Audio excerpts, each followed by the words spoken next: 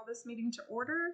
The Town of Cardston acknowledges that we are located on traditional Blackfoot Confederacy territory. Any additions to the agenda? Seeing none, can I have a motion to approve the agenda, please? Councillor Johnson. I'll move to approve the agenda as presented. Thank you. All in favor? Something I wanted to talk about. I can't remember what it is. All right, delegations. Now, Jeff, you said we've got John, Gibb, and Stacey Atwood, but it's just a video we're watching? John's here. Okay. Okay. So, John, come on up. Welcome. The price is right. Yes, right at the lectern. Thank you. All right. I think Stacey, she said she may or may not be here. Her soccer league is starting today, and she was going to be scrambling. So if she walks in, great. And if not, I'll try to do without her. So thank you for the opportunity to give a presentation on Just Serve and the Just Serve City program, or in Cardston's case, the Just Serve Town program. I'll take a few minutes to first talk about and explain what Just Serve is. Just Serve is a website and an app whose goal is to connect individuals, families, or clubs interested in volunteering and connect them to nonprofit, charitable, or government organizations that are in need of volunteers. It also allows these same type of organizations to post or advertise their volunteer needs and hopefully connect it to those who are looking to volunteer and those who are in need of volunteers. Just Serve operates in 17 countries, including countries in North and South America, 9 countries in Europe, in Australia, and in New Zealand. It's estimated that in 2023, there were 4.1 billion, you heard that right, that's billion, 4.1 billion volunteer hours provided in Canada. As impressive as that may sound, that's actually a decline from 2018 when there was about 5 billion volunteer hours provided, and that's almost a 20% decrease. I think we all agree that volunteering is important to these charitable and nonprofit organizations, as well as to civic, provincial, and federal government programs. Just Serve volunteers are not meant to replace paid positions, but to support programs that might not function efficiently or perhaps not at all if it wasn't for volunteers. First, I'll give a short video demonstration on how simple it is to volunteer. So hopefully that'll show up. So first I do a search of Just Serve, and then I can enter the location that I'm interested in volunteering. I'll enter Cardston. And usually there are 6 to 8 or 10 volunteer opportunities posted in the Cardston area. And then many, many more if you expand the search to include Lethbridge or opportunities to volunteer from home. So the different volunteer opportunities are posted. I can look them over, and if there's one that you look interested. So in this one, I'll click on Lend a Hand, Touch a Heart, which is sponsored by the Chinook Lodge. So you can just scroll over it, and it gives a description of what the responsibilities are, the time commitment, and if that is that's interesting, so I'll tap on volunteer.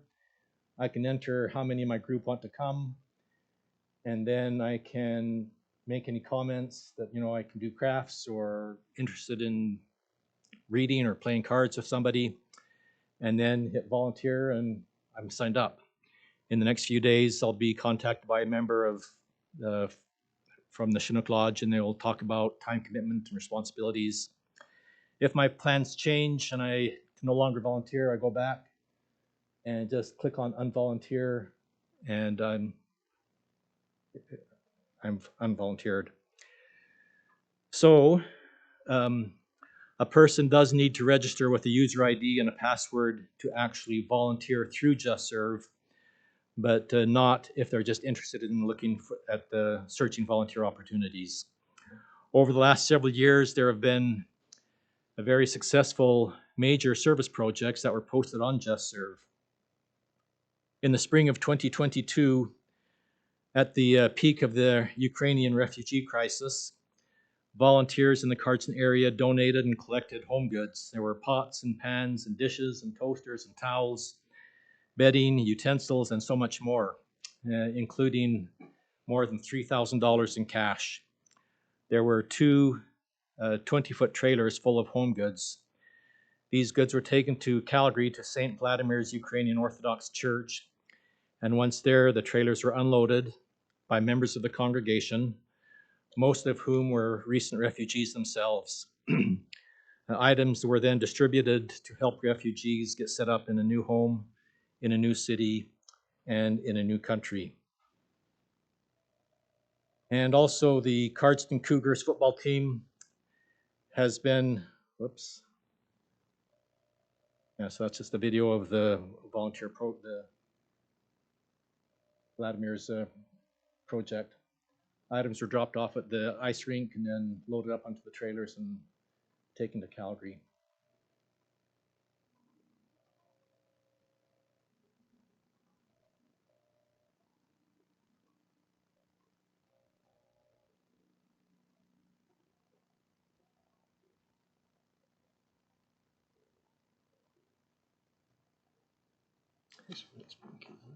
Yeah.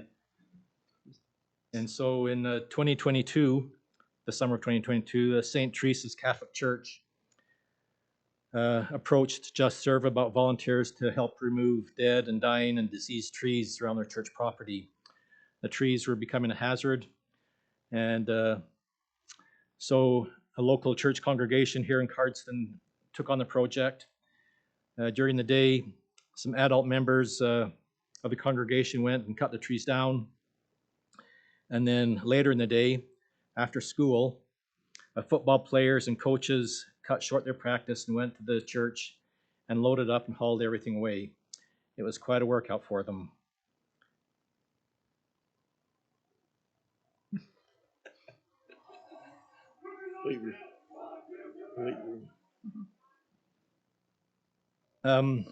So the players and coaches enjoyed their experience so much that the next fall, they contacted JustServe again, looking for another service project.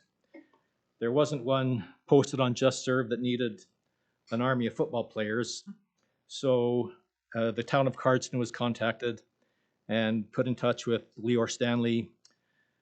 He was asked if the banks of Lees Creek needed cleaning. They did. And so on a Saturday morning, the day after a football game, most of the players and coaches, and also, also a member of the Rotary Club, met and walked to both sides of the Lees Creek, from the bridge just east of No Frills to the bridge just north of the golf course. There were bags and bags of garbage removed. And then the team finished off with hot dogs that were donated by Extra Foods. And we've also been involved in putting together hygiene kits that consisted of shampoo, soap, combs, hairbrushes, toothbrushes, toothpaste, and then hygiene products. And these kits were distributed to women's shelters in the area. And also just 3 or 4 weeks ago, there was another hygiene kit project where more than 500 kits were put together, and most of those have been delivered. This project was done by women's organizations from St. Teresa's Catholic Church, St. Paul's Anglican Church, St. Andrew's United Church, and the Church of Jesus Christ of Latter-day Saints. And they are already planning a similar project for next year. In the summer of 2024, St. Teresa's Catholic Church approached JustServe again about volunteers to paint the exterior of their church building. St. Teresa's is not a large congregation, and they don't have the budget to hire a professional painting crew. And most of their members are elderly, and climbing ladders and scaffolding is out of the question for them. So a local youth group took on the challenge, supported by adult leaders.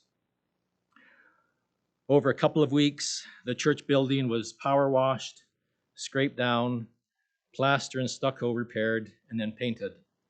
Members of St. Teresa's did not expect so much work was needed. But as one of the volunteers leaders said, if we're going to do it, we're going to do it right. And they were very, very appreciative of that, and the kids enjoyed it also, giving service. Just Serve has also been involved in the Day of Goodwill, where gently used clothes are donated. Volunteers then sort, fold, hang, and display the mountains of clothing that is collected. Then over 2 or 3 days, everyone is welcome to come and take whatever they want, all at no charge. This has been a very successful event and will happen again in September, and it has happened in the lower east end of the Civic Hall here. Last spring, a 4-H club volunteered to do the annual spring cleanup at the Hill Spring Cemetery. I've personally been involved in this for more than 10 years, and last year was by far the most successful. And I'm happy to report that the same 4-H club will be helping out again this spring. So these are some of the bigger projects. There are many others where a volunteer will visit at the hospital, serve a meal at Freddy's, play pool with a teenager at Epic, or do manicures at the Chinook Lodge. Volunteers in our area run clubs, they coach teams, they referee, umpire, help with theatrical performances, and promote special events. Just about every worthwhile thing that happens in Cardston is made possible and made better through donations of time, talents, energy, and enthusiasm of many people. Our town and surrounding communities cannot function like they do without the help of volunteers. So this brings us to the Just Serve City program. What is it? Why do it? And probably your first question is, how much will it cost? The answer to that question is it's free. The Just Serve City website states that a Just Serve City is a The Just Serve City is a municipality that has formally committed to promoting and supporting volunteerism. These cities have demonstrated exceptional dedication to promoting and supporting volunteerism, creating a culture of service that uplifts individuals, strengthens neighborhoods, and builds lasting connections. From my perspective, Cardston is already doing all of these things and doing them very well. Becoming a Just Serve town just formalizes that. And just as a note, in the parade in August last year, I entered the Just Serve float, and it had the Just Serve banners on it, and I was surprised when I was given 3rd place. And the judge, and I don't know who the judge was, I was kind of busy getting set up. They said, we love our volunteers.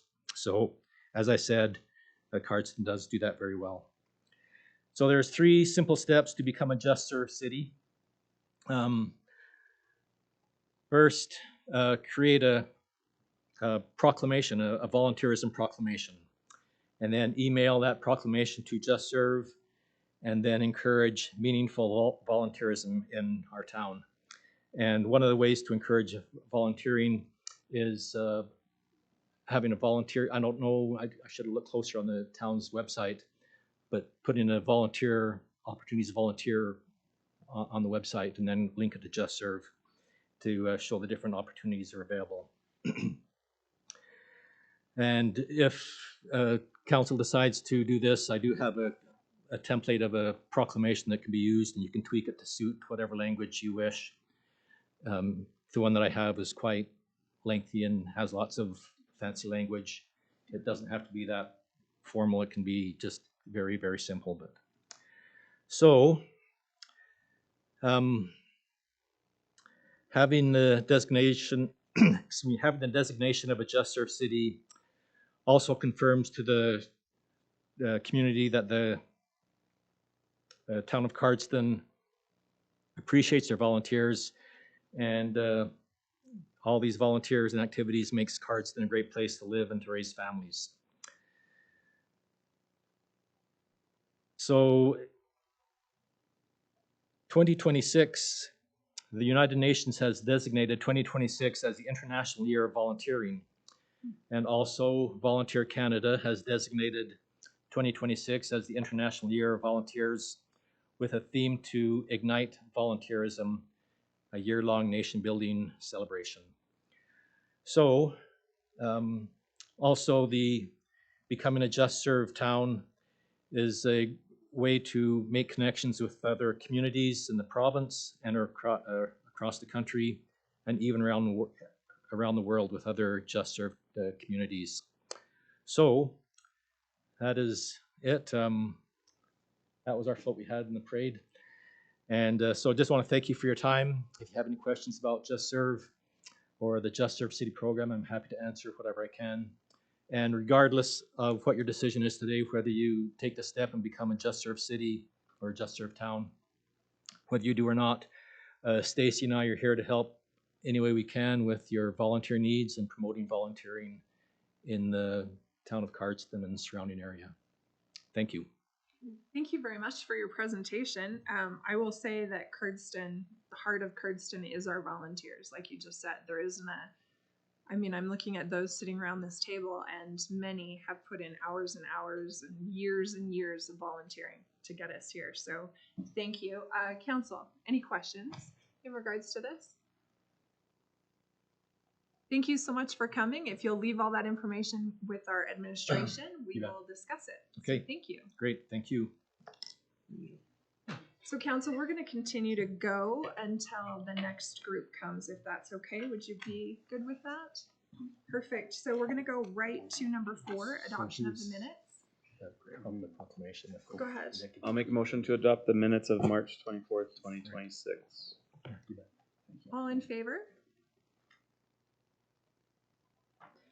I'm looking for fast ones. Negative. I'm gonna go to.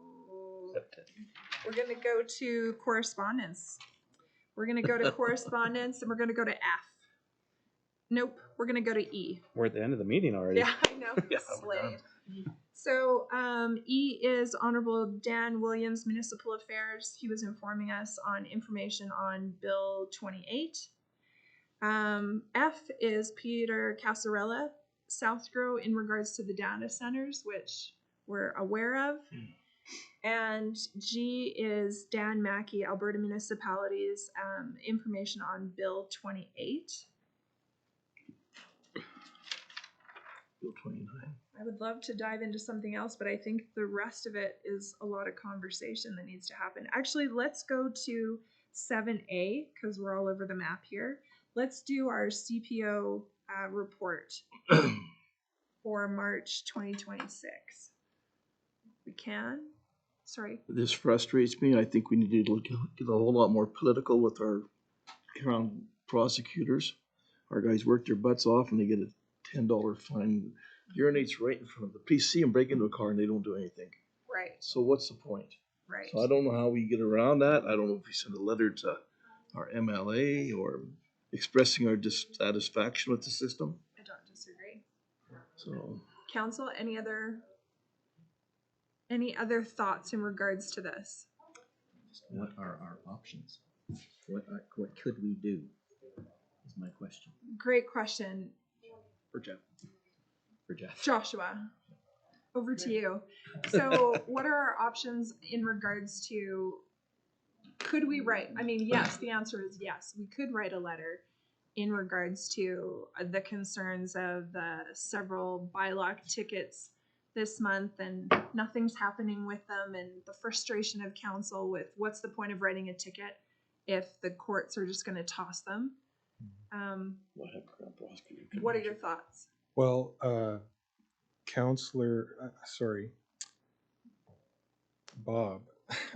Bob Wright, yeah, in his last presentation to you, as part of his package, included a 4-page letter from his commanding officer and shared very much the same frustration, actually gave kind of a line-by-line kind of example that reflected both of these. And he mentioned something called community impact statements and encouraged municipalities to use these. So I'm just waiting to hear back from the sergeant about what those are, and we'll let you know when we hear from him. Okay. But that is what I would suggest. Okay. And Councillor Salk and myself and Councillor Kenley have a meeting with RCMP next week or something. So maybe that's something we'll look into as well. Yeah. Thank you, Joshua. Any other questions in regards to this, Council? Yes, go ahead, please. Because you brought it up, and meeting, can we schedule that real quick? Yep. 28th at 3:30. Does that work Yep. for you? You were the one, Councillor Kenley, you were supposed to be both days. You're okay unless things have changed? I'm sure I'm good. Okay, I'll email Bob right now. Sounds great. And then I'll confirm as soon as I hear back from him. Perfect. Okay, Thank thank you. All right, Council, we're going to go back to, we've got Carmen Hancock from Waterton Lakes National Park. Come on up front. And others. Y'all come forward. Welcome. We're happy to have you. Is it okay if I? Questions. Absolutely. Pleasure to Coun- see you. Counselor Soap, Councillor Smith. nice to meet you. I'm Paula. Hi. Councillor Nice Smith. to meet you. Jared. Met you before. Welcome Hi, Tim Court. again. How are you? Jared. Councillor Smith. I'm Ron. I'm Paula. I bumped into you before. How are you? Jared. Very Good. nice to meet you, Natalie. Hi, I'm Ron. Hi, Ron, Natalie. Nice to Yeah. meet you. Nice to meet you, Tim. Welcome. We look forward to hearing what's going on in Waterton. Great, and thanks for having us. I think have I met everyone here last year? Things. So we've been here since Well, end of October. You met a couple of us, but A couple of you, Yeah. yeah. Okay, well, I'm Carmen Hancock. I'm the superintendent for Waterton Lakes Far U. I've been in the region for about a year and a half now. Live right in Waterton. One of the most beautiful places in the country, I have to say, and I've worked pretty much all over. Last year we came out and we did an update with council's MDs. Everyone seemed to really appreciate it. We want to keep doing it every year. Myself, Christy will introduce herself, and Natalie more fully when they come up. So we're going to update you today on a few things.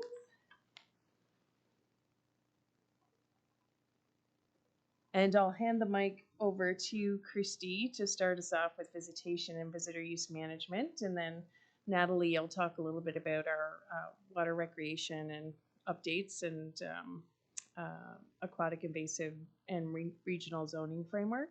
And then I'll talk a little bit about some priorities that we feel you might be interested in, just based on, hearing from community members and understanding what the local interests are. So happy to be here. Nice to see everyone. Okay, thank you. So I recognize some of you, so thank you for having me again. My name is Christy. I'm the Visitor Experience Manager in Waterton Lakes National Park.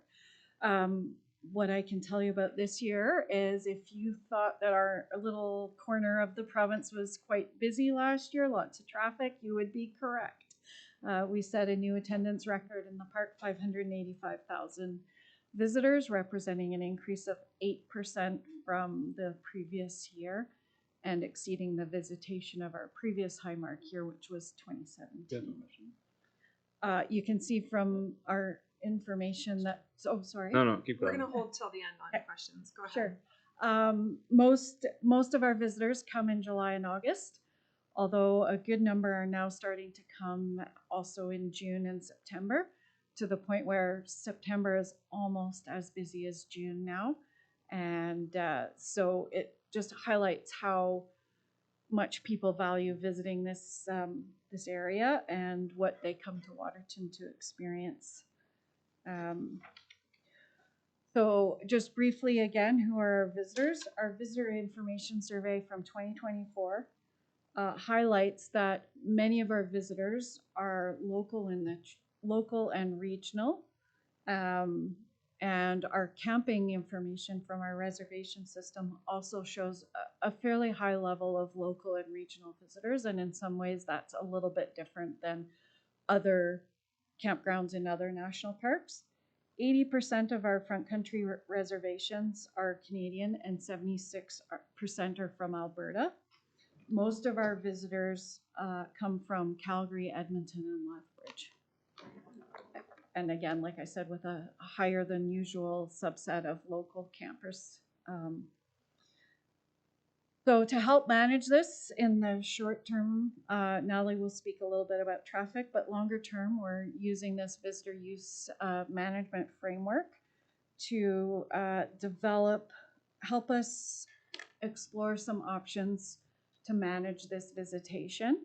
And we want to have input from people like you in the region, and there will be in-person opportunity in the park here in May, and then some opportunity to provide feedback online on what desired conditions might look like what we want people to see, hear, feel, and experience as part of their visit to the region, and what tactics we might use to help manage visitors, manage traffic, that type of thing. And so we're really looking forward to hearing from people on that. We've been working a lot behind the scenes and looking forward to having a dialogue with our community. And so now I'll turn it over to Natalie to talk about some of the things that we'll be doing this year to manage those very busy peak periods. Perfect. Thank you. So when we're talking about traffic for this season, we're really thinking about kind of 3 key long weekends, which would be July long weekend, August long weekend, September long weekend. But for 2026, because Canada Day falls kind of midweek, we're really only thinking about those 2 busy long weekends, which would be August long weekend and September long weekend. So we are going to change some of our communications and enhance some of them to send out some more priority messages ahead of folks traveling to the park, especially on those busy long weekends. We're also going to be deploying some additional electronic signboards further out so that people can be receiving the information along their route and travels to Waterton, as well as looking at ways to optimize like Google Maps, Apple Maps, Waze, things like that to send people priority messages as they're using those services and traveling towards the park. Same with Alberta 511. So you'll be seeing some of our communications going out through the next coming weeks here, asking folks to sign up and enroll in Alberta 511 so that they can start receiving those push notifications. So if we get into a place where we are needing to temporarily divert traffic, folks can start receiving that information along their journey to help them make informed decisions. So for you folks here in Cardston, what that might mean is you might see some additional visitors within your communities on those peak periods. As a lot of people travel, especially through Google Maps, it brings them often through Cardston or brings them along the Blue Trail there. So folks may be ending up in your communities if they're looking for somewhere else to go, other attractions to see during those times where we may be temporarily diverting traffic.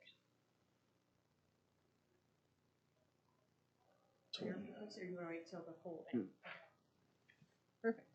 Okay, so some water recreation updates for 2026. Some of you may have seen in the media recently that we are now in alignment with our other mountain national parks. We have entered into a mountain park aquatic invasive species prevention strategy. This doesn't change anything for Waterton. So essentially what we put in place in 2024 for the non-motorized watercraft restrictions still remains in place. What this means is that the other mountain national parks are kind of catching up with a lot of the good work that we have already done over the past few years. So most notably, you might see some changes to those other mountain national parks. Lake Minnewanka in Banff, for one, will also have restrictions on non-motorized watercraft. So all in the effort to prevent the spread of aquatic invasive species and help protect those pristine ecosystems. So again, just the regional zoning framework, no changes for our non-motorized watercraft use in Waterton. We have kind of 2 zones that fall under that framework. One is the special tactics zone, which is the Waterton Lakes channel, as well as Cameron Lake, Cameron Creek channel, and then the preservation zone, which is Belly River. So in 2024, we put restrictions on fishing within that Belly River zone to protect critical bull trout habitat. So that remains in place still for 2026. And then just some updates in terms of regulation. So no changes, as I mentioned, to the outside ban on non-motorized watercraft. The only addition to that will be like larger inflatables, inner tubes, floaties will now all fall under that same restricted activity order. They used to fall under like a self-certification permit, but they will now go in as a non-motorized watercraft. So that doesn't include items like for safety, such as like PFDs, water wings, small floaties like for infant children, etc. Those are still permitted. They continue to go under that self-certification permit. So still important for folks, and we're asking them to take part in the clean, drain, dry, and certifying any equipment that needs to be. Same with fishing gear that goes under the self-certification permit. And then there's no changes to the power boating regulation. So we work with the Improvement District number 4 and Waterton Shoreline Cruises. So if people are wanting to bring their motorized boats in, they go under a 90-day quarantine, which essentially means you get a seal put on your motor and it gets locked to your trailer. So that's how that program works. And then for angling, as I mentioned before, Belly River remains closed, but there's no additional restrictions to any of the angling for 2026. And we still offer the AIS Ambassador Program, which your town actually has a number of very diligent participants in that program. We saw 31 volunteers this last year, and they did over 600 hours helping us talk to folks about compliance education and the importance of preventing aquatic invasive species. So there's quite a few participants from the Cardston constituency, which is great to see.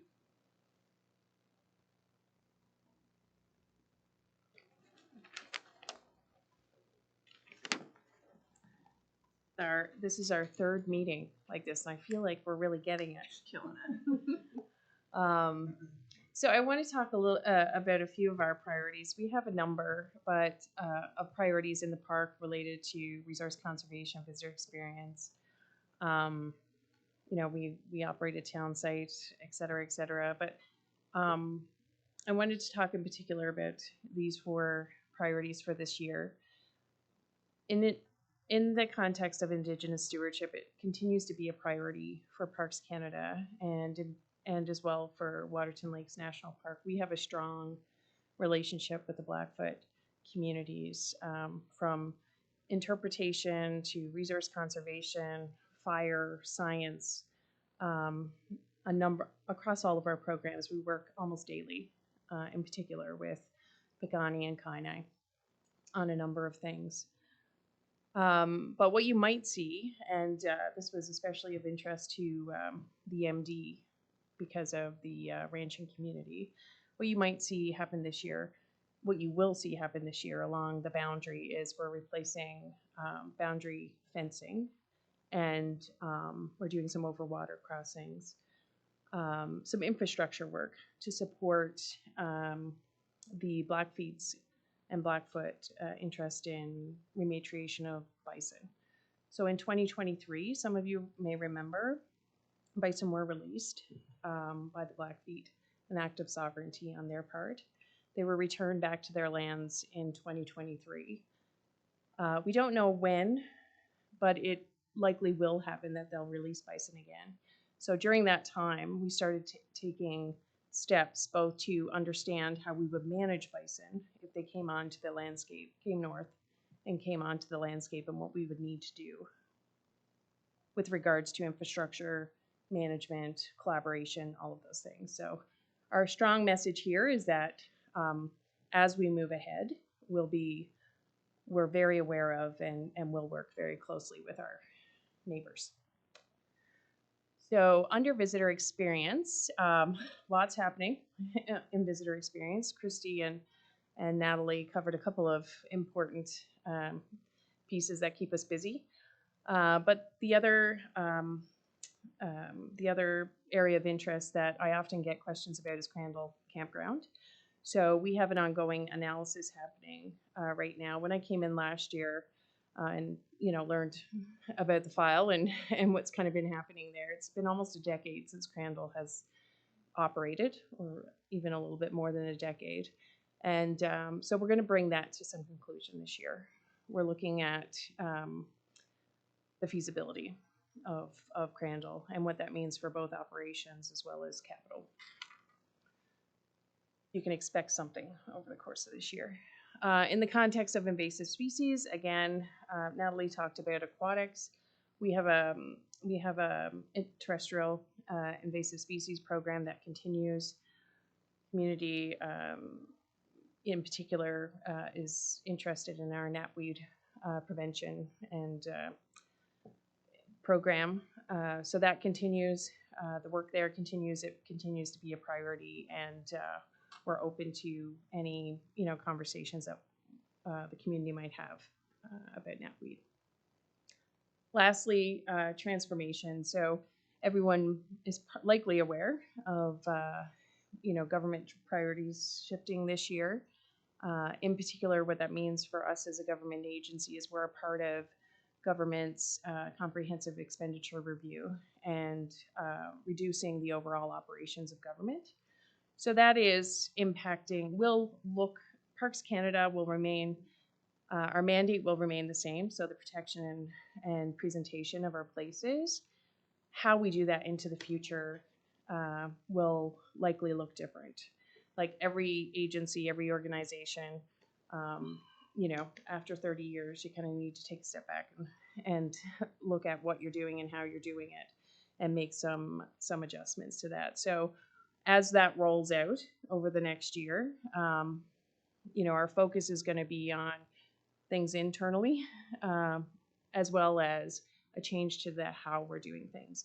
Back to the top, Indigenous stewardship. So, stronger collaboration, stronger partnerships with our Indigenous partners, as well as finding ways to work with business community, collaborate with communities and organizations outside of the agency to achieve our goals. So now we have time for questions. Awesome. I have lots. Councillor Court. Lots of questions. Excellent. We go to Waterton all the time. Just so when you're talking about water toys, you're talking just life jackets, and that's all they're allowed in. And the small kids can have their little things. Yeah. Okay, that's good to clarify that. Just don't want to dwell on it too much, but we had some problems with some of your summer staff last year. Some of my family members did, not me. They gave them the wrong information. They got quite upset when we said that's the wrong information. Now whoever you is came around and corrected all that stuff. But I think maybe if they're better trained, so they really understand the information, what they're giving out, that would save. Last August, long weekend was horrible for my family because of all the problems we had there. And I'm not sure if any of the families are running that or not, but maybe a little more training for your summer staff, especially your campground staff that may not know all the rules and how they apply. And reservations, is there anything?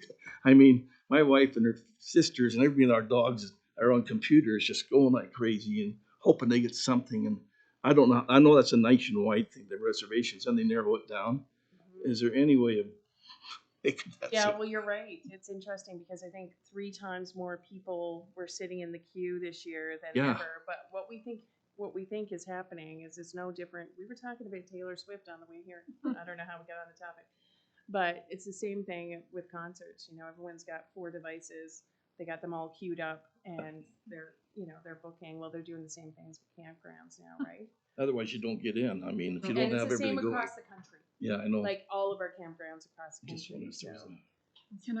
Can I just add to that with all these reservations, then you drive through the park and there's empty lots. So if people didn't show up by a certain time, if it was put out back in the queue and somebody else who's waiting to get one, it would be used. Otherwise, it's vacancy, wasted. Our current policy is people who have a booking for one night have until 11 a.m. the next day to check in. So that's why it does seem like there's empty sites. But part of the advantage of making a reservation is at any time and to deal with any delays you might encounter on your trip. So there's some discussion about reviewing sort of some of our cancellation policies and guidelines. So. And I understand what you're saying. Every park is like that. Mm-hmm. But Councillor Court, were you done? I just replying to Jan there. If you pay attention, sometimes people will cancel, and if you're on top of it, you can get in on that particular night or 2 days. So I was gonna say there is a feature in the reservation system, and you can go on and put in for notification. So if someone does make a cancellation and you are interested in that site for those particular dates, you will receive an email, so it will alert you that that's now available, which is a newer portion to the system. I'll too, remind which my is children helpful. of that. Thank That's you. a good thing. You good, Counselor? I'm done. Counselor Kinley, did you have a question? Counselor Selk? I found your statistics fascinating in terms of users and where they're coming from. Do you have any idea about people coming from the US? What that looks like? Yes, what I can say is it was a decline from 2011 to 24. So 2011 was our previous survey of this kind. I'd have to get back to you on the exact percentage, but I believe our US visitation is hovering around the 32% mark, and the international visitation is a very small percentage. Cool, good plan. I But also if you want the exact percentage, I can certainly look it up and get it back to you. also found it interesting that you were talking about diverting some traffic on those very busy days. We'd like to take as many as you can get. Okay. Yeah, we're happy to work together to let folks know what's available, especially on weekends in these surrounding communities. We're trying to figure out how we can utilize where we are in terms of being close to Waterton and being close to Glacier to get people to come here to enhance our tourism. Absolutely. Yeah, well, that's great to hear. I mean, right now, you know, we're looking at 1 to 3 days where we're talking about something like this happening. Our numbers get to capacity. But we were just talking about this also, coming up in the car. How do we, you know, we can't do everything, like in terms of, you know, tell people to go to Cardston to get an ice cream. You know, but how do we start collaborating on that and who does it? So, and I specifically asked who's the tour. Are you guys under Lethbridge Tourism or do you fall under South Canadian Rockies? So we're, Alberta yeah, Southwest we're Alberta Southwest. and South Grove. Okay. So South Grow is who we work Okay. with Yeah. in regards to tourism, Yeah. but So I think there's something there, you know, for the regional tourism organization to like that we can talk about. I'm going to the summit on Monday and well, and you have a Sure. counselor, the Waterton counselor sits on yeah. the Alberta Southwest board with me, and She? yes, Yeah. yeah. And I mean, we're constantly talking about these things, but you know, you said it's only 1 to 2 days, but for a small business owner, 1 to 2 days is fantastic, right? To be clear, 1 to 2 days that we divert, it doesn't mean that they can't also Right. know about the ice cream. Of course. On their way, Of you know, course, yeah. as part of their trip. But there's a real opportunity between Calgary and Waterton to grow that regional. There's your picture on that. Trades group. Yeah. Yeah, Counselor Selk? So you said you can't do it alone. Do you have suggestions that you would like to offer to us on what we can do? Like, we sit around and we talk and bash our heads against the wall, I guess, or something. Yeah. If you have suggestions on what we should be doing in terms of better marketing ourselves or Right.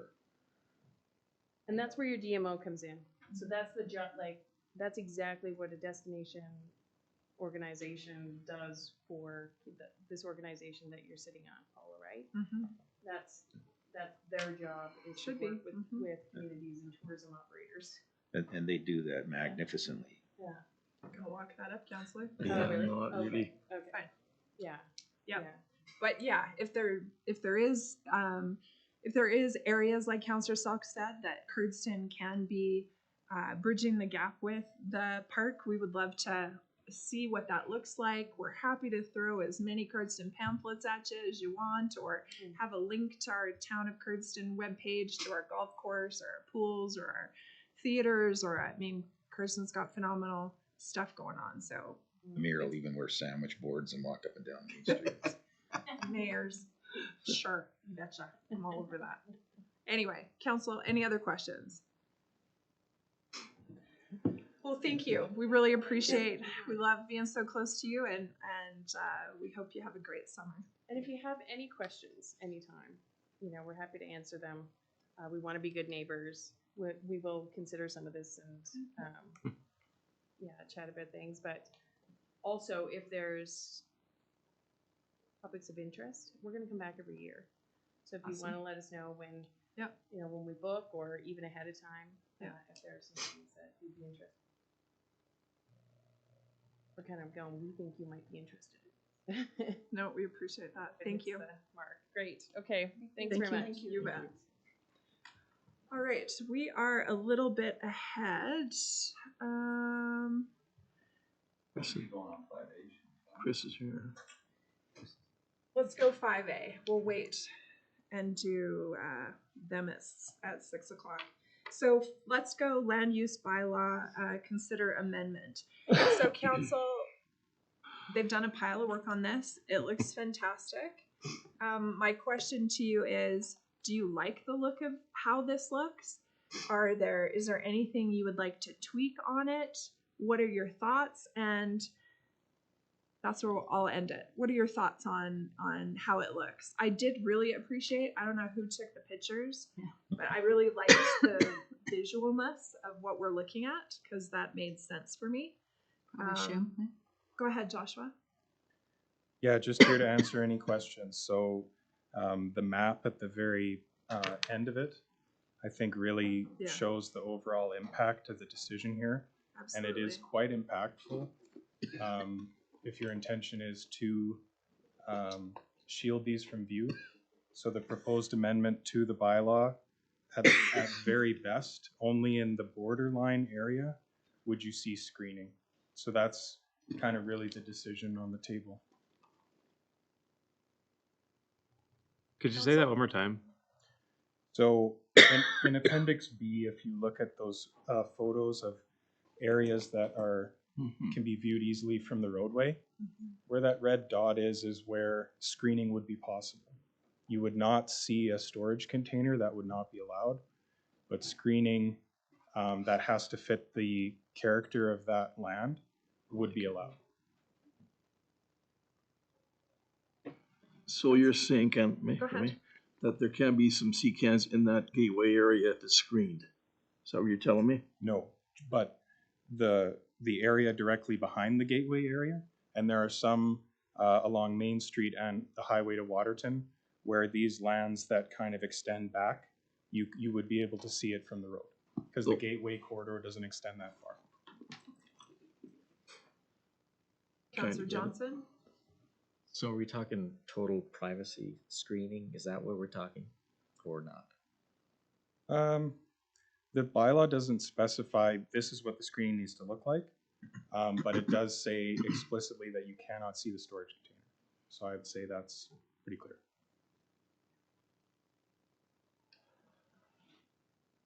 Any other counselor have questions in regards to this? Are you happy with this? Are you wanting administration to move forward with this in regards to the sea cans? I still don't like it personally. I just don't want to see them, period. Even if there's a nice screen fence there, I know it's there. So I'm probably, I don't know if I'm the only one that's thinking that, but Are you talking about a particular area that you're concerned about, or just? I just don't want to see them. Councillor Johnson, did you have your hand up earlier? No, I'm good. Councillor Court? I kind of agree with him in some ways. If I don't see them, I don't care. But I don't like them anywhere around the gateway, even if they're just 40 yards behind there. I guess you can put up some real nice fencing and screening, and you won't even know they're there. But I would like to leave that gateway alone as much as we can and not see them in there. But basically, I don't have any problem with this as long as it's done properly. Okay, Councillor Stowe? I just need to, so just to clarify, Joshua, in those highlighted areas, they would have to be out of sight. And, the overlay area, they have to be out of sight. You can't see them. And there's a few areas that you've pointed out with the red dot that might require some screening, but on Main Street, for instance, you can't see them from Main Street. Well, let's go to the maps at the very end, because there might be some things that I would want to clarify a bit. So there's 3 overlay maps. So the first just shows the overlay district in blue. Yep. That area, no CCAN would be allowed at all, Period. whether in screening or not. What the maps that then follow that, I'll just go to proposed. So because you would change things from permitted to discretionary, those orange areas, a CCAN would be discretionary, so it's possible to put one there. But you can see everything still within that gateway district is black. You cannot put it there. Okay. What the photos show is that there are some areas where you can drive by and see through the gateway district into that discretionary area. Okay. So you could see fencing, but you would not see a storage container. Okay. Okay. I'm good now. Councillor Smith? Who is it that is in charge of the discretionary decision making? So that's the development officer in this case. And then if Nolan. you wanted to review, Nolan Card. Okay. So in the first, let's see, 4 pages, it talks about how that process works and also what standards the development officer has to apply. So they can't freely just say yes or no. It has to meet certain conditions. Right. And one of them would be that screening that would be required. Councillor Johnson, did you have something? Well, I think this is certainly a step in the right direction as far as I'm concerned. And yeah, I get your point, but I just don't think we're going to get away with that position. So I like this direction, that's what I'm saying. I like this proposal. I mean, the key is we're not allowing them in the corridor, so Main Street, Waterton Highway, period. We would be allowing them in business as long as they're not in the corridor and as long as they can't be seen, correct? Okay. The Correct? screening can be seen Yes, from but I'm certain saying, areas. but I'm saying the CCAN can't be seen. No. But as long as it's covered and we can't see it, Right. then we're gonna pretend it's not there. Right. Okay, and so, and they're not going to be used as whatever in people's backyards and have all the things going on in them. Yeah, they're prohibited in residential, yeah. So, go ahead, Councillor. Oh, no, I didn't want to interrupt. Go ahead. Well, I was pleased to see that the Waterton Highway was included the way it was, because I wasn't sure if we'd agreed on that or not. So I'm comfortable with this and thinking maybe we should just go ahead. Okay, so let's send this back to administration to finish wrapping up and bring it back to council. Just one quick question if I Sorry. can. On the gateway areas, if there's construction going on, they can have a temporary CCAN like construction's going on? They can't. Okay, thank you. Jeff, go ahead. I just want to talk about the process option. I think is a preferred one. So you've done first reading on an amendment to the land use bylaw, and you've had a public hearing on that amendment, but you're going away from that amendment now. So we're significantly, materially changing the amendment. So you have a couple of options. You could put second reading on the table and kill it, and then we would come back with a new amendment, or you can change things between readings, but I would strongly advise you to have another public hearing.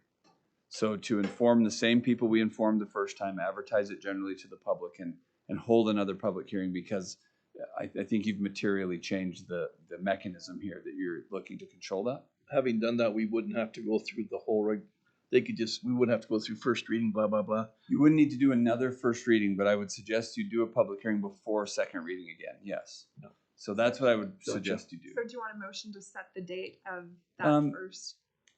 Yeah, next. Well, we can. We have to give, the quickest we could do it would be that first council meeting in May, because we need to give notice. Okay. So let me grab my calendar here real quick. Just put it on me, So the 12th Yeah. or the 26th. Council, would one of you be willing to make that motion that we have I would Go ahead.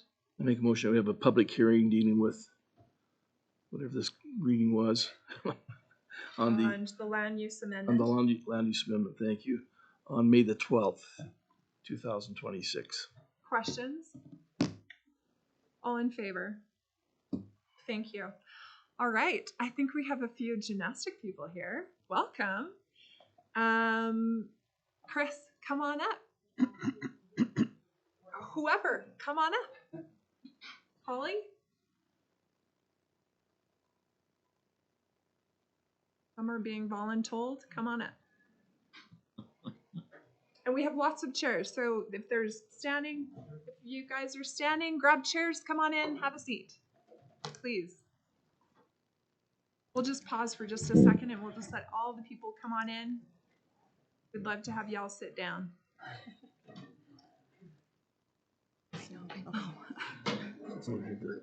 Reminds you of the dog park. Devil's people, the dog park. Yeah, with the banners. Yeah. Remember? Yeah. It was good.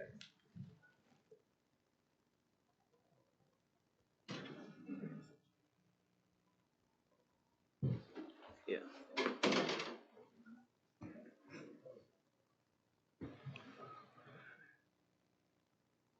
Awesome. Well, first of all, I want to congratulate all the athletes. It's my understanding a lot of you placed, and even if you didn't place, you went to your last weekend, was it? And it was amazing. And I saw a bunch of pictures, so congratulations to you. Holly, go ahead. Great. Good evening, Mayor and Council. So I'm Holly Merkley. This is Erin Bishop. She's one of our gymnastic coaches. I'm the Vice President on the Gymnastics Board, and Amanda is our very new President of our Gymnastics Board. And I thank you for your time today. I will try to be brief. I do want to answer any questions that you guys have. That's why I have these guys with me too, because it's a multifaceted organization, and I appreciate What we'll their do help. is we'll let you present, and then we'll ask questions when you're done. Absolutely. Okay, so what we are requesting today is a 3-year agreement with the option to renew for 2 additional years for exclusive use of the Civic Center from the last week of August through the second week of April to provide the stability needed while we actively work toward a permanent solution. Hey, our gymnastics club has been a part of this community for over 30 years. Today, like right now, this season, we serve nearly 289 children from Cardston and the surrounding areas, including Standoff, Raymond, Hillspring, Glenwood, Welling, even down across the border, the US-Canada border. This is not a small optional program. It's a vital part of our community. It supports youth in their physical health, mental well-being, and personal development. The letters that we've provided clearly reflect this impact that this club has on our local families, communities, and the broader community. All of us have been impacted. Lots of them are here. We also recognize that this request impacts other groups. We're very mindful of that, particularly during that November and December time. However, as we've discussed it, there are alternative spaces available on a temporary basis for these groups. At this time, there's no facility available to us in Cardston that can accommodate the needs of our gym. And without a temporary solution over the next few years, both of our competitive and recreational programs are at serious risk of shutting down. Our most significant challenge right now is the consistent access to space, along with the ongoing damage to equipment that is caused by frequent moving. This year alone, we had to move the equipment up and down 12 times? Nine times. Yeah. And I wish I could have invited each and every one of you I've done it. to be a part of this production, because it is incredible, but it is so hard. Our competitive season that our athletes just completed runs from January to April and requires uninterrupted training. A shutdown in November and December followed by just a short return before that competitive season starts in January, is not enough. It's not workable. It disrupts the athlete development and significantly increases the risk of injury. Without this consistent space, our competitive program will not be able to continue. At the same time, this repeated setup and takedown of our equipment is just no longer sustainable. It creates safety concerns, it accelerates the wear and tear on the equipment, and places a huge burden on our volunteers and coaches. I think we have like over $200,000 of damaged equipment right now that we're having to look at replacing as well. We as a board are very actively working toward a long-term solution through grants, fundraising, sponsorships. We are very engaged and we're ready to explore all available options. We understand the Civic Center maybe isn't the home that we are going to be able to maintain. However, so the reason we're asking for this 3-year contract is while we find a solution that's going to work, so that we can prepare for a potential new facility. And obviously that's not going to happen before our season starts in September. And so that additional time, you know, a couple more years is going to be most likely required. So what we're asking for is straightforward: time and stability. Time to build a sustainable future and the stability so that we can continue serving the families while we work on this solution. So we're committed to working collaboratively with Town Council to explore this long-term solution, including potential renovations to existing buildings, land opportunities, funding partnerships. But our goal is to ensure this continuity without disruption to our program that so many families rely on.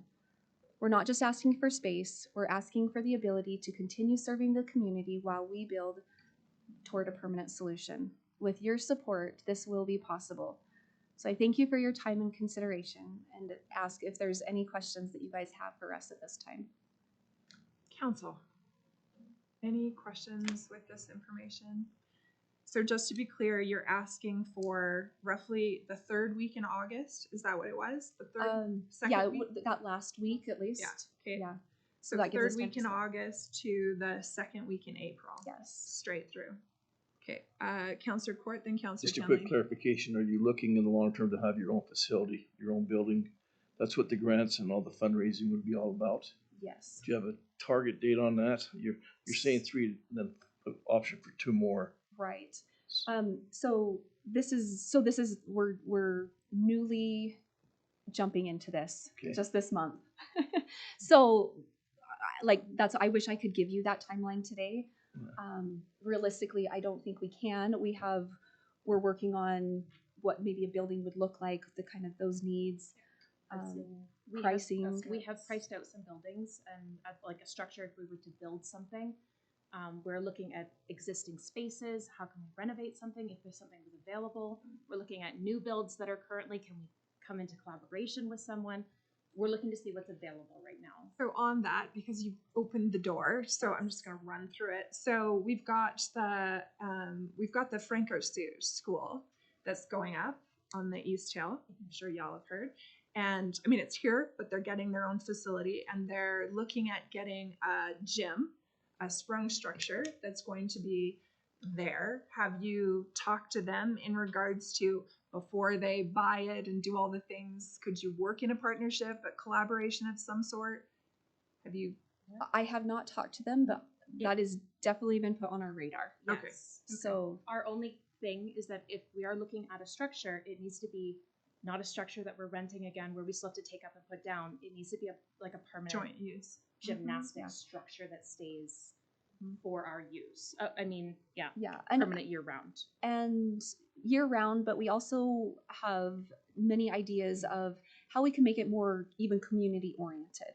Right. So potentially including an indoor track, or ways that we can protect the equipment so that part of it can be used at other times. So that is definitely on our radar. We would love to open it to more community use within reason of protecting the equipment and the legality of having coaches, you know, having a coach there at all the time, or all those different things. But like right now, our biggest concern is this 2026-2027 season is coming up, and we don't have a contract or a space technically right now. And what does that look like for all of our athletes and families? So that's our most important thing right now, is to secure that, knowing that we are very actively looking at Sounds another good. option. Counselor Kinley, then Counselor. I was just gonna ask, in the schedule of takedowns and takedowns and setups, the November 18th, why was it taken down? Was there something going on, or was that just a The awareness, I believe. Yeah. Is that what? Yeah, I'm pretty sure that was the community awareness night. one day though? Yes. Right. That was what the contract was set So- up as, but community awareness was the reason for that. Okay, thank you. Counselor Johnson. If you did have a full-time facility year-round, you would run programs throughout the summer as well. Yeah. So, so depending on like that coaching stability, right? Like if we are able to provide coaches year-round jobs, then we probably are more likely to have coaches who are like, this can be my job, not just I'm going to take a few hours every week to coach, a few weeks here, a few weeks here. So yeah, lots of ideas of how we would generate that to go year-round. If we get the permanent facility, but for right now, it's not. Yeah. We can get the dates Yeah. that we're asking for, that's doable. Okay. Any other counselor with questions? No? Thank you. Okay. Can I ask a question? Go ahead. Okay. Just Just to be clear, so how this works typically is council will take all of your information. This is your second round to coming, so we're going to take the second round of information, which we appreciate, and we don't talk about it today. We talk about it at our next council meeting, and then we come up, because we're also hearing today from Barrett Swendsen from Cardston Drama. So, but go ahead. If you yeah, can't just answer. my question is just, what's the concern? Like, let me think how to. Just something to consider is a 3-year contract, knowing that the civic center will be available for more civic uses in the future. Is it worth it to consider that contract with us for a longer period without that takedown and setup so often? I Just think this knowing that can council's- open up. I think this council's concern with some of the council is they see this as a civic center, and they would like multiple uses of multiple groups be able to come in and out of here. And so, I mean, the biggest one we all know is the drama department from the junior high and the high school. And they too don't have a home.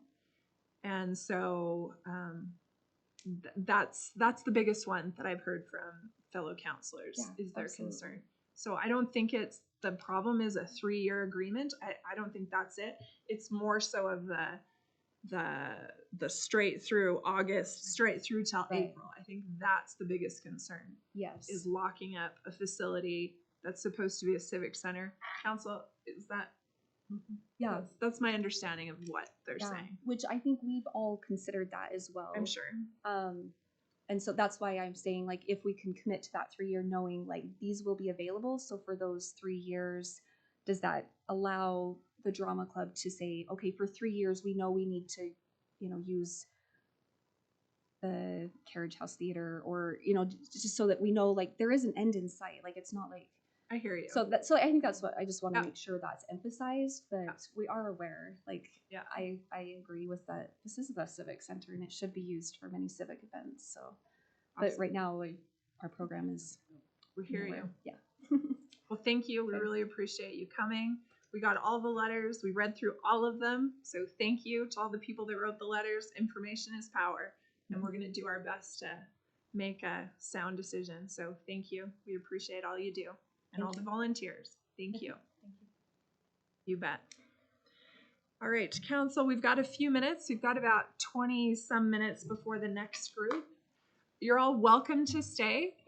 We have the drama. They're coming at 6:30 to speak. So if you wanted to stay, you're more than welcome. Or if not, have a good night. Okay, let's go to 5B. So we're going to talk about policy C30-2, Main Street CPTED Grant Policy Program. Yeah. And it is, sorry, I'm just pulling it up here. 5B CPTED. So for this, we're just looking at a motion to adopt this policy. Counselor Kenley. Is there any discussion on this at all? Counselor? I'll make a motion, but if we want to discuss it all, Was there anything I was just you're gonna say, interested in? Are you ready to make a motion on this, council? I'm seeing shaking of heads. Okay, Counselor. Yeah, no, I like the addition, so Yeah. I will, Question. yep. Sorry, go ahead. Is 2G the only change? It's highlighted in red there. That's my understanding. Yep, the red was the only, yes, 2G. Okay. That was it. We just needed a little bit more. Go ahead. Let me just, yes, but. Ish. So 2G is simply acknowledging that there's an agreement and a new schedule, and then that whole schedule was added, which is simply the agreement with successful recipients. Yeah. That was it. Yeah. Go ahead. Yep. I will make a motion to adopt the policy C-30-2 CPTED grant policy. All in favor?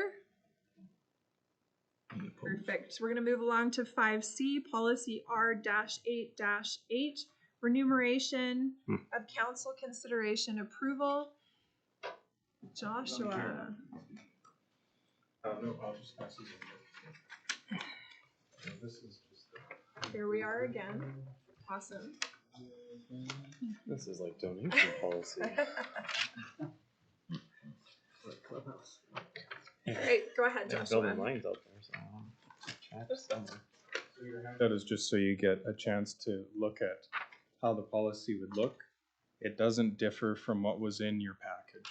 The package included the numbers, how the calculations work, and how remuneration works. So if everyone is okay with that, this is the policy that would carry that forward for you. So when I read this over, I was super happy with it. I thought it was crystal clear. It talks about essentially we're like the county, we will just get that flat rate. We no longer will have to hand in a paper for every single meeting or speaking engagement we go to. It's just expected of us. But in this, it does not include our conventions that we go to because that's above and beyond.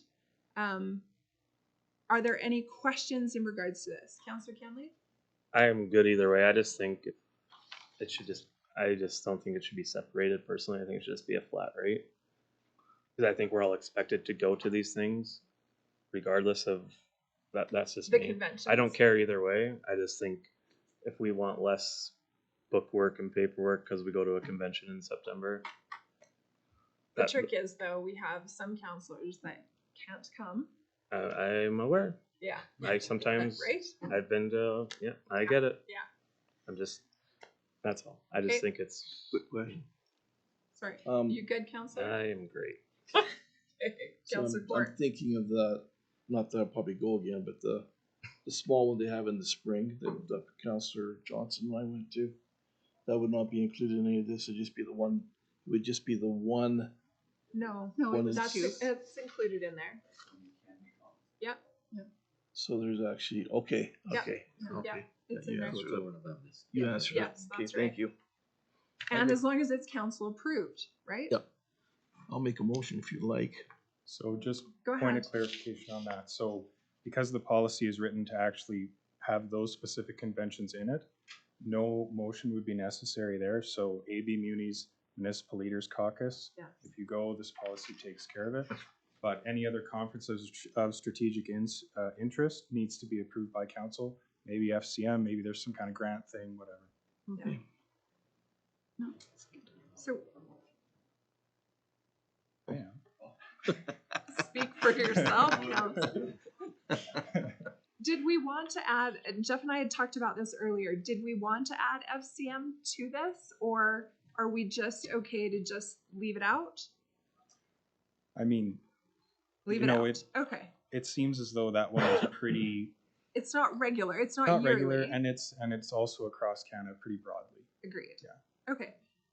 Counselor, you said you wanted to make the motion. I would make a motion to accept this council remuneration policy. I don't see a number on it, but It is policy R-8-8. so that doesn't supersede that one then. It says supersede, I'm just wondering what that Yeah, means. that's the current one. We'll have, would it be R-8-9? Okay. Okay, Yeah, I that will make a motion to accept policy R-8-9, the remuneration of council policy. Questions? All in favor? Hallelujah. Sorry, Joshua, I'm so sorry. Any about hands on this? Now mill rate, because we've got Wait, we're 15 doing minutes. pretty quick tonight? Yeah, we're just, I know that, but I just didn't notice this. Why didn't I notice this? yeah. Coming. No, it's not in our thing. Oh, it is. So you have budget. It wasn't. Okay, So you're not crazy. Okay, I'm not crazy.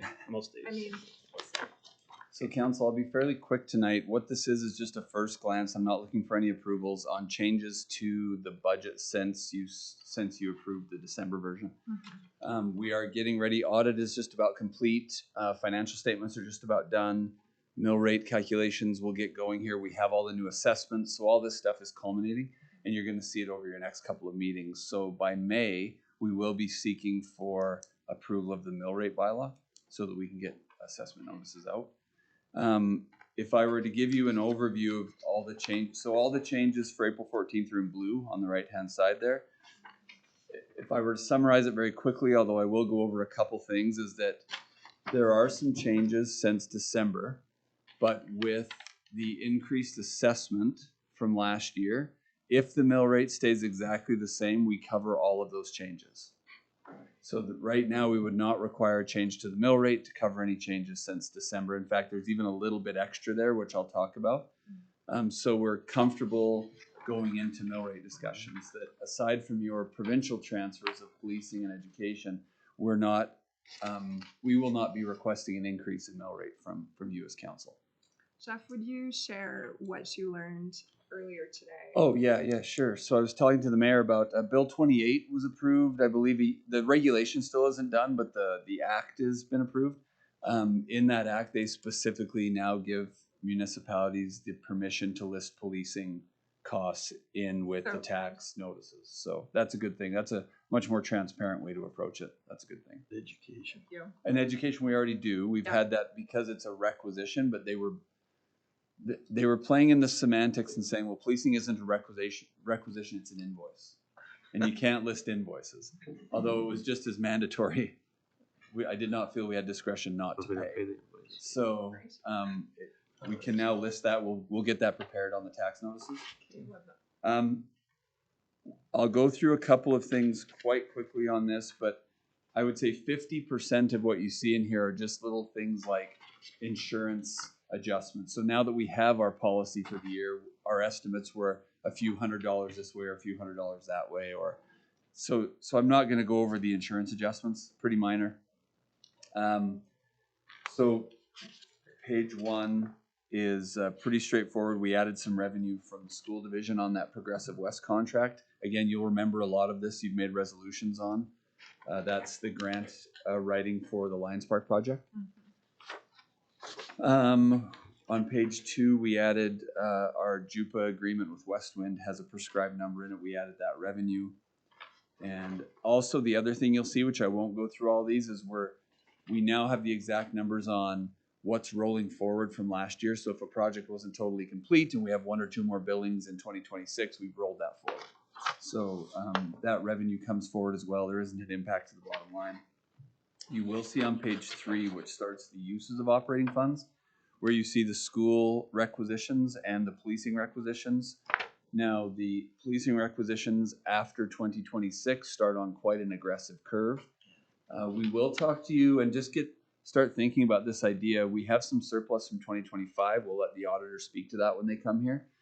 We are administratively wondering about recommending reserving some of that surplus to offset the impact of policing from year to year.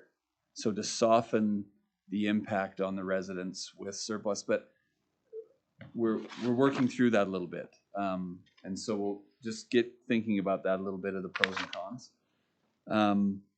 Your school requisition's going up about another $127,000 from last year. Policing's going up 16%. And that's the small increase, I hate to tell you. You'll see a number of insurance things there. We added at the bottom of page 3 the grant writing and the 2 tourism promotion things that you had made motions on as council. And so we've got that in there under contracted services. Some small stuff as far as just computers and 365 stuff. Other than that, honestly, I'd love to tell you there was great big interesting things to talk about since December on this, but we have some money you'll see on page 7 for some of the OH&S education and requirements, little things like that. Well, I mean, we'll work through it. It's getting there. You'll see it's not in this one, sorry.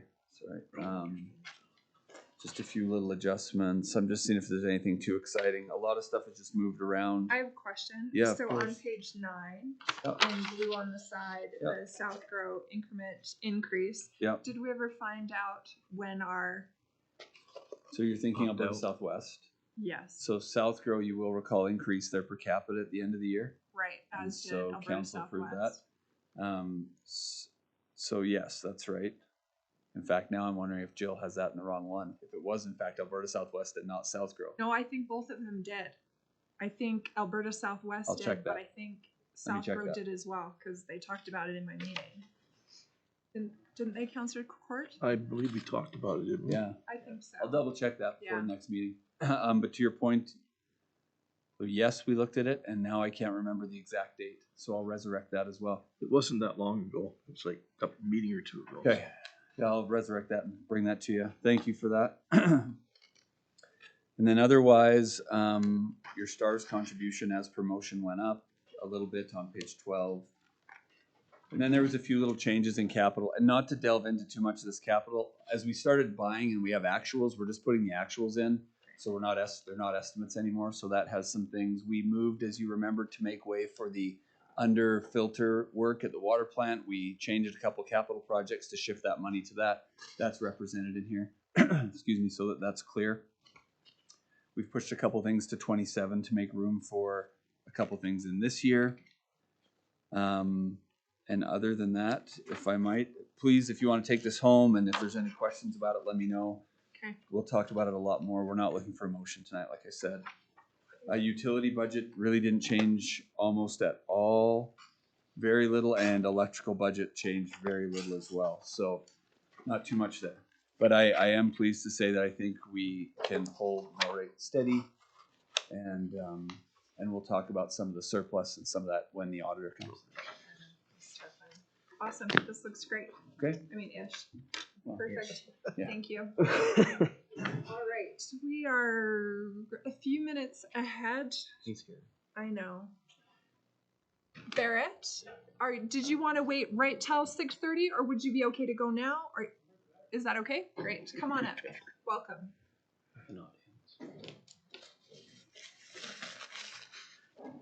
We got a full house tonight. You can get up and take down the water. It's a great view, but Looks like Shem up there. Looks like shit. Waterton was here earlier speaking to us, so. Oh, nice. Welcome. So we will have you go ahead and give your presentation. We're going to hold our questions till the end. Sure. And then we'll hit you up with all our questions if that's okay. Sure. Welcome. Go All ahead. right. All right. So thanks for letting me come speak today about the drama program at the schools. We'll just jump right into it. So first thing, I just want to just kind of let everybody know about the history of the drama program at both schools. Junior high's had a show every single year since 1984, except for the 1 year during COVID.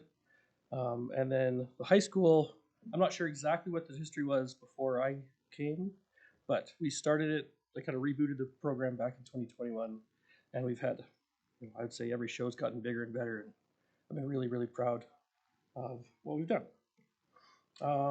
And then just a real quick rundown of all of the different options, because when we first started the high school drama program, and then when I started getting involved with the junior high, we were looking at any venues that we could use, because obviously the Civic Center is only available at specific times, and none of them were really ideal for what we were hoping for. But like I said, beggars can't be choosers, so we just kind of made it work. Carriage House Theater, we've tried to get in there, and with their Theater Academy program, it's next to impossible. Even if we could get in, the cost to be in there would make it so our shows would lose money every single year, which would really quickly tank our program. The Remington Theater is not an option because it's too small. They have zero technology as far as lights and sounds, and we're not able to do anything in there outside of business hours, which makes putting shows on pretty hard. The multi-purpose room, the multi-purpose room at the high school, I actually got very serious about trying to renovate that space to make it work. And I was told eventually the school division would like to build a theater at the high school, but that putting $300,000 or plus into renovating that room to make it an actual performance space isn't something that the school division was really to entertain.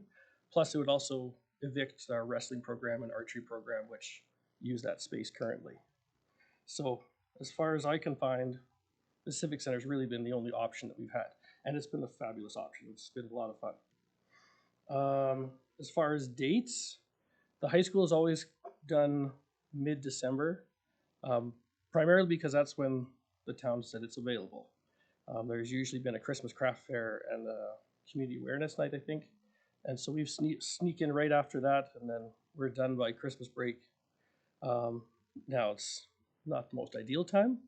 December is a pretty rough time to try and draw a crowd and get kids going. It's midterms for all the kids at the high school. So it's not an ideal spot. Ideally, I would love to have like if our 2-week window, last week of January, first week of February, where our tech week could run during our final exam week, and then I run a show during the first week of classes when they're not superly burdened. But like I said, we take it when we get it. As far as the junior high show, we typically do it in the spring, which the junior high is actually moving in tomorrow, getting set up for our show of Alice in Wonderland in a few weeks. As far as investments to make the space work, we've slowly been investing infrastructure to help make the space more usable space. At first, we had 8 LED lights hung up to give us an option to do colors. Just last year, we got a 35,000 LED video wall because a projector doesn't really work in there. And then just upkeep, replacing bulbs, batteries for the communication packs, et cetera, et cetera. And for us making those, the day-to-day things, it was, our way to kind of give back to the town because they're so generous in letting us use the space. And then just, why I'd like drama. For me, I think it's one of the best things for kids. That's why I became a drama and a music teacher in the first place. Drama specifically helps kids kind of come out from their shell. Public speaking, collaboration, teamwork, all those different wonderful things that they don't get in a normal class. And I've seen so many kids come from just like a tiny little shell and they blossom. So that's why I think it's important. Who benefits from the drama program?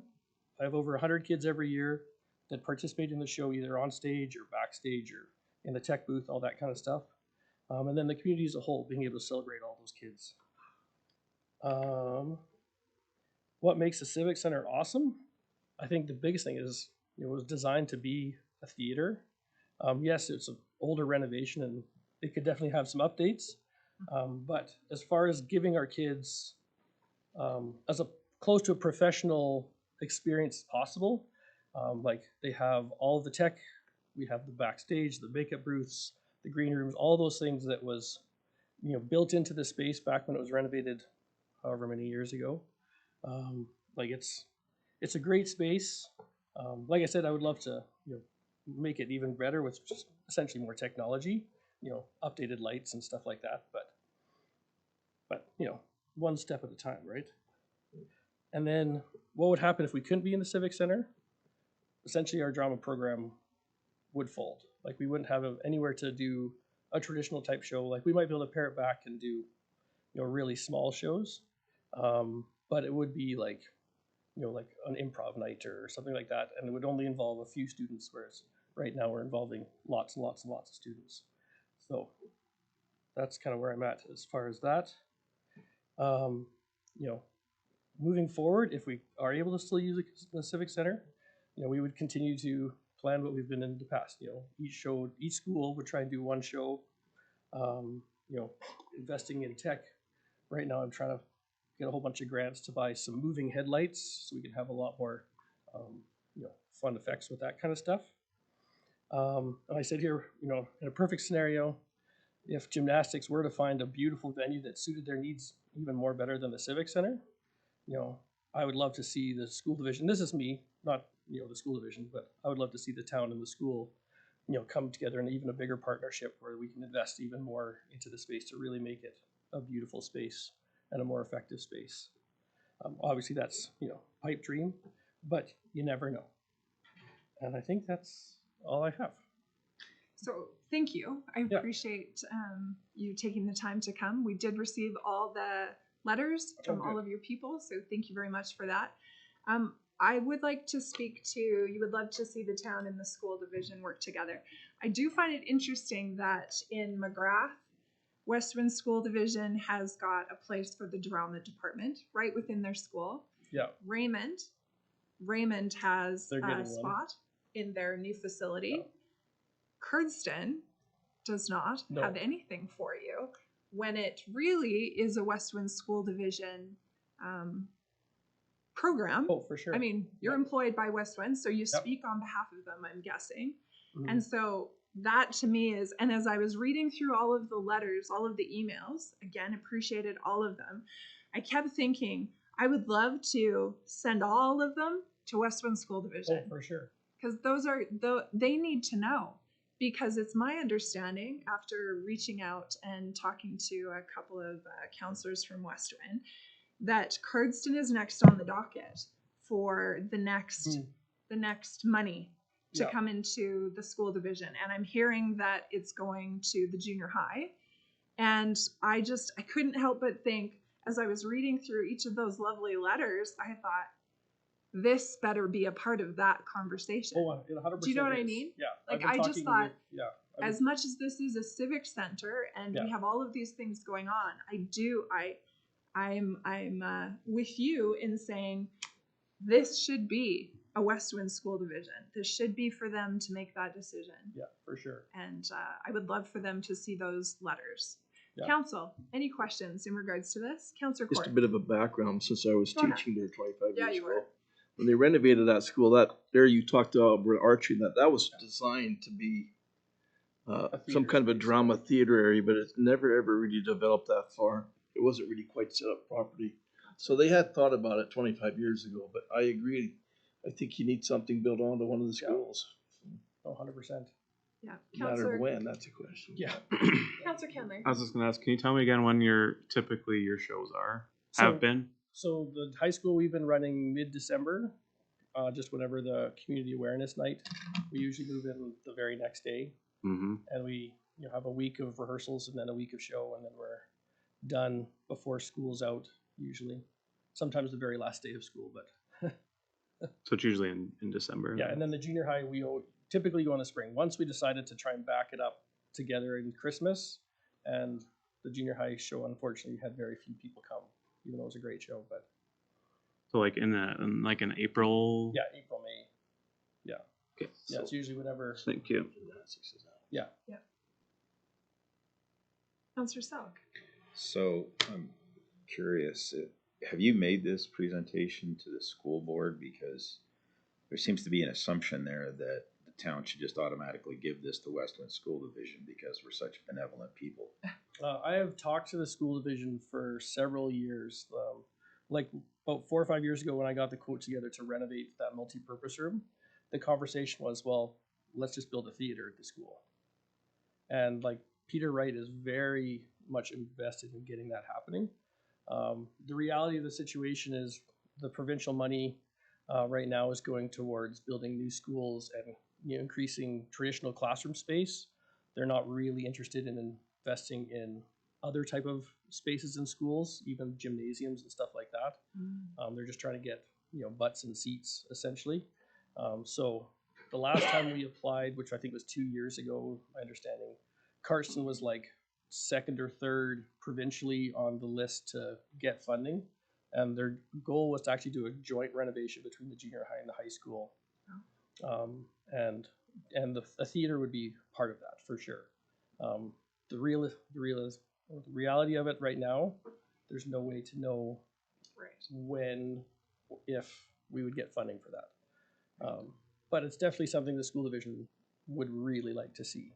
Okay, because my follow-up question would be, so does the province need a reminder that public education is their responsibility, not a civic responsibility? Oh, yeah. Yeah. Okay. Anybody else, council? Thank you very much. We appreciate you taking the time and coming. And our people will get a hold of your people. Sounds good. Awesome. One more question. Sorry. Wait. One more We have a question. question. Councilor Johnson. Just to clarify, are you not going to do a spring production this year? No, we're moving in tomorrow to do Alice in Wonderland. And yeah, for the junior high. Yeah. Yeah, I think it runs till May 1st. Okay, I do have one more question. Sorry. Go ahead. So are you at all flexible in terms of your time with respect to this facility? Because the gymnastics club is saying we want from September to mid-April. Yeah. So you could come in mid-April and do it right up till the end of school and help me out there. Yeah, so for the junior high play, we're like, it's very much flexible. Again, but it's already in the time of the year where the gymnastics moved out. For the high school play, unfortunately, the way my program is set up at the high school, doing drama in the second semester really isn't an option. Doing a spring play at the high school would conflict with all of the band and choir stuff that I do. Like, it would make it so I couldn't take the kids on a spring tour, all that kind of stuff. So really drama is unfortunately sequestered to the first semester at the high school. Now, like I said, I would love to move it to the end of the first semester and the beginning of second semester, but that would conflict probably even more with what gymnastics is doing currently. So we just kind of taken the dates that we've been given so far. And have you looked at the stake centers? Stake centers, again, they don't have any technology, and I don't believe because we would be charging tickets that they would allow us to charge ticket prices. Yeah. Right there, taxi. So sorry, you brought this up, so I'm gonna run screaming through it. So if in fact, so we have a joint use agreement with Westwind School Division in regards to our football fields, all the things, right? And we're working on JUPA right now with them to see what that looks like. So if in fact Westwind School Division understood that they could not have the Civic Center gym from here to here, if they would, for September, look at the scheduling, essentially look at your scheduling, could they not make it work, or will it just could not work because of, sorry, I don't understand your schedule, so I'm just trying to see if Westwind School Division knew you could not have it here, but they knew you could have it at the end, second semester, would they not be willing? Because if we're bending, no, for sure. If we're bending, could they not bend? Well, for me specifically, if I was to do a junior high show and a high school show at the same time, I think I would burn out really quick. That's fair. Like, doing one show is I hear you. I just didn't know if it was possible. And then the other part, like for all my music stuff that I do, all of the festivals that we attend are all in the spring. None of them happen in the first semester. They're all kind of geared towards building through the year, and then you kind of end your year off with all your music festivals. So I couldn't change all of that kind of stuff. I got you. Yeah. It's not set up that way. Mm-hmm. All right. So I think we're good this time. Thank you. I really appreciate you coming in, and it's always great hearing firsthand. So thank you, and we're we're gonna do our best. Sounds good. Thank you. Thanks. Break. Okay, council, Break time. yes, go ahead. I'll make a motion for a 20-minute break. All in favor? Perfect.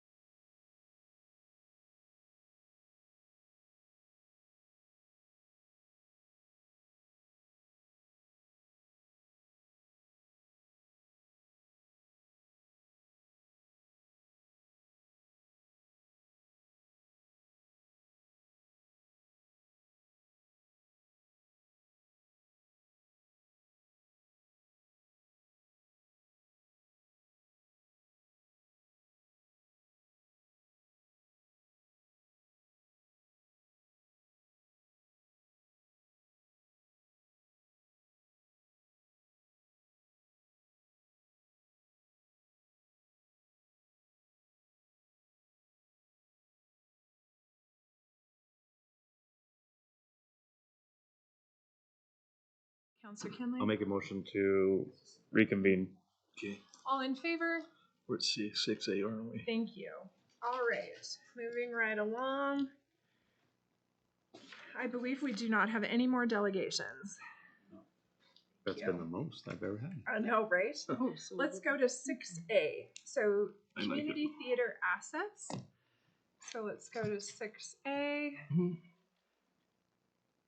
Perfect. All right, so Jeff, did you want to speak to this? I'm ready to make the motion. So we had talked about this a little bit before. Sorry, I got another screen open, so let me get here quick. It's our position administratively that we're at a point that we'll just we have a motion to council to take over possession of everything in the basement. And then we can work with Carriage House Theatre to get the things that are theirs, and then we can decide on what to do with the rest of it as even this previous discussion plays out, right? So at the bottom of that RFD, there is a motion that we would request. Yeah, Councillor Johnson. Sorry, do we have questions? No. Councillor Johnson had already asked to make the motion. Go ahead. I move that council, having followed the 30-day retention requirement under section 610 of the Municipal Government Act regarding the abandoned assets of the struck Cardston Community Theatre Society, formally declares said assets to be the property of the town of Cardston. All in questions? All in favor? Thank you. All right. Not too bad. Moving right along to B. Happy to get that taken care of. So 6B. So this is the Niitsitapi Arts Rebecca Burnham. Her request to run her programs. You can see as they're listed there, the time frames, how much money they're willing to put forward. The only part that I would amend in her asking is it says storage. So permission to store existing community theater props and costumes on site, Civic Center and the CCAN. Well, the CCAN is no longer there. And we've just said that now It is there. Administration just said today it wasn't. We were just, Josh, weren't you and I talking about that a while ago? There's a just saw it Quonset like a on week there ago. now, yeah. Yeah. Either way, whether it's there or whether Ken's it's not but there, the Quonset is, you're right. the town now is taking over full responsibility of it. So that's not a part of it because of our just recent motion. So I guess the question is anyone against this? I personally have no problem with renting them the facility. They're already booked in. They've already planning for their event this spring. Questions? Go ahead, Councillor. Nothing much going on at that time, is there? No, that's And my I'm also understanding. looking at they're like an optional additions. That's not going to happen. Right. Go ahead, Jeff. I would just also caution around anything in the motion about 3 years. I think there's too much in flux here right now until we get this settled to commit to a 3-year. And I agree with you on the storage. I think, if they want to use the things that are here and store some stuff during their production, I think that's fine. Right, but as they- far as The wording makes it sound as though it's all of their stuff that we're Agreed. allowing them to store here, agreed, and we just need to be cautious there. yep, because it's not, it's ours. Are they, excuse me, so- are they aware of that? I think they will be. They know that's been the delay in their discussion a lot, is us working through all this. Because this presentation came to you quite some time ago. Quite some time ago. Yeah. So long as they're aware of the fact that it's not theirs. Yeah, we'll make sure that's clear. I think as of today. 1 minute ago. Yeah. Okay, so so if we remove the storage and we say we do need to give it to them for, again, we're not going to say 3 years. So what would this council be I gasped. What would this council be okay with setting? Like, are we going to, because we haven't made the decision for the other group that we have coming in. So are we talking clear till September and then, or what are we thinking? Councillor Kenley. I was just gonna propose that we just they can use it this year and come back to us next year. I was going to say the same thing. Okay. So June the 20th. May the 4th. Are they set dates? Oh, for this year that's set, right?